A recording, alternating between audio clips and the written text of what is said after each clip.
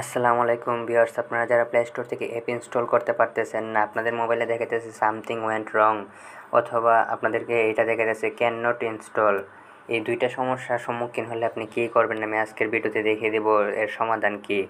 তার জন্য আপনারা চলে যাবেন সরাসরি প্লে স্টোরে যাওয়ার পর প্লে স্টোরে একটু ক্লিক করে ধরে রাখবেন। ধরে রাখার পর এখানে দেখতে পাচ্ছেন আই বাটনের একটা অপশন আছে, এটাতে ক্লিক করবেন।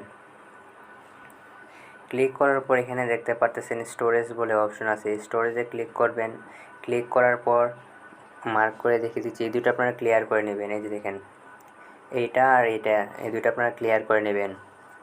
ক্লিয়ার ক্যাচেস দিয়ে দিবেন, উপরেটাও ক্লিয়ার ক্যাচেস দিয়ে দিবেন। দেওয়ার পর আপনাদের এই সমস্যার সম্মুখীন আর হতে হবে না, আপনারা খুব সহজেই যে কোনো অ্যাপস ইনস্টল করতে পারবেন। আশা করি ভিডিওটি ভালো লাগবে। ভিডিওটি ভালো লাগলে একটি লাইক করে দেবেন, কমেন্ট করে জানাবেন কেমন হয়েছে। আর যারা এখনও চ্যানেলটি সাবস্ক্রাইব করেনি চ্যানেলটি সাবস্ক্রাইব করে দেবেন। ধন্যবাদ সবাইকে।